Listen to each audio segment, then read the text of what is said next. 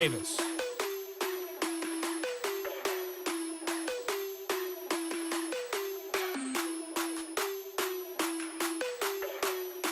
All right, Coach, thank you, and we welcome everyone back for quarter number 3. So time for the second half as the Steelers have the lead, and they will also be receiving the football here to start the third quarter. On the return, it's Juju Smith-Schuster. And he's up across the 25 and down at the 28-yard line.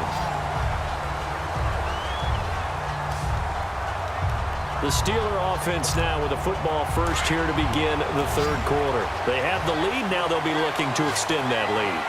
And this is where I enjoy talking about one of my favorite subjects, tendency breakers, or counters as I also like to call them. You've done things in a certain way in the first half, and they've had the ability to see what you've done. They're going to make their adjustments. So guess what? You adjust yourself and try and stay ahead of the pace because you are looking for some separation in this ball game. The adjustment to the adjustment. Without a doubt. Show them one thing, hit them with something else. Now, meanwhile, here's a second down throw that's knocked away and incomplete. Nice play there to force the incompletion. And to me, one thing's for sure. When you're the underdogs and you're playing on the road, you absolutely have to get takeaways. You've got to get the ball from them. Yeah, win that turnover battle, going to be key. They didn't get one there, but you get the feeling they keep making plays like that, they might just get a few. Yeah, once you get one, defensive teams think they come in bunches. Brandon, they're still in the lead, but momentum's certainly been going the opposite direction. So to me, that's a really important pickup there on third down. Try and regain some confidence, and you're right, they need to stem the tide a little bit. That certainly helped. And they'll keep it on the ground with Bell. Finding some room at midfield. And he'll be stopped right at midfield. 12 yards that time at a Pittsburgh first. They're trying to show that they can run the ball and protect this lead. Give it to the backs, play a little bit of keep away, don't you think? And that's probably a good philosophy at this point, going to make that defense stand up and stop them. Let's go. From midfield now, here's Roethlisberger. Over the middle here to Brown. And he'll be brought down, it looks like right at the 40. 10 yards on the pickup there, and it'll be second down. Well, coaches always talk about finding balance on offense. I don't think you get much more balance than this. Big-time run, big-time pass. A 1-2 combination. Looked pretty good. How about that? Let's see if they can continue to take that kind of a punch, though. And he'll go down here at the 35-yard line. And 5 yards on the play there as the drive will continue. Well, he does it at a high level, doesn't he? Because when I watch him, I think of his vision. Straight ahead, peripheral. Also has that sense of where holes are going to be before they actually open. I think that helps set him apart from many of the other backs in the league. But now a throw on first down there, but it's incomplete. Oh, incomplete. A turnover would have really helped there. Almost intercepted. Instead, it's just second down.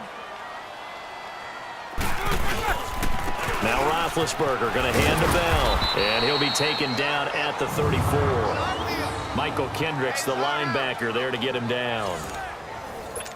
Well, we just saw a great example of what we talked about with his coach prior to the game. He's definitely one of the better linebackers at reading a play and flowing to make the stop before it turns into something big. Now Roethlisberger to throw. Oh, incomplete. Nearly the pick they needed.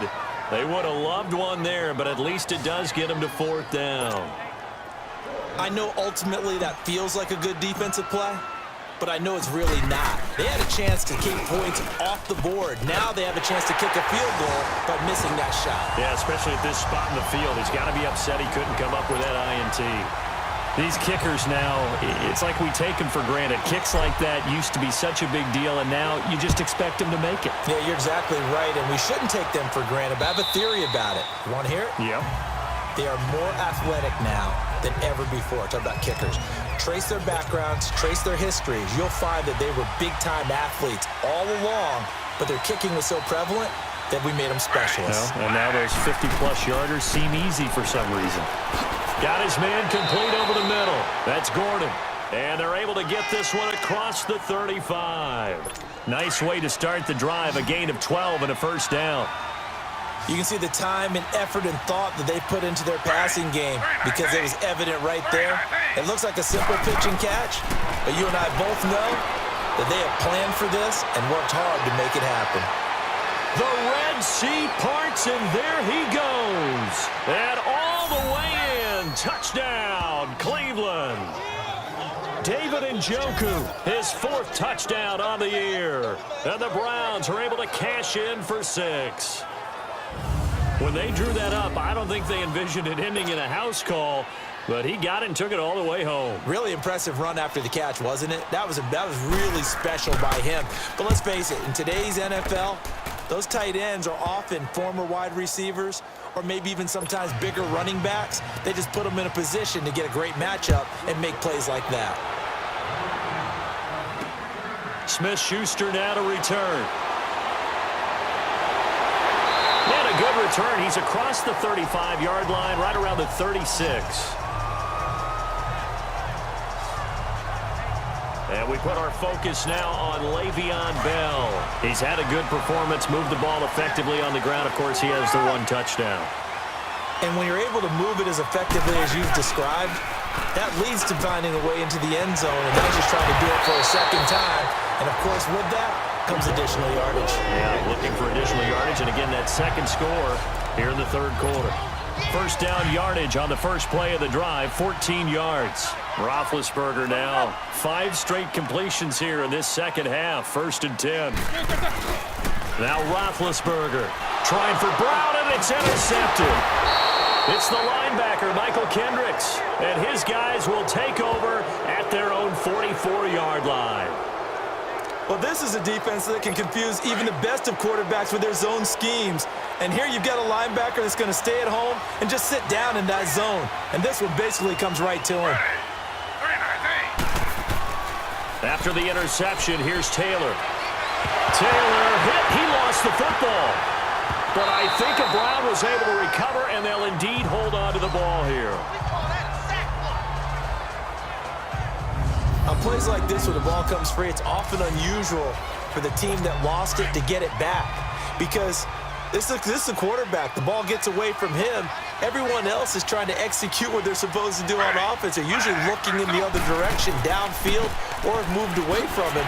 In this case, though, a teammate is able to come up with the ball. And they won't fare much better here as he maybe gets back to the line. Call it no gain there, and they've got a ways to go now on 3rd down.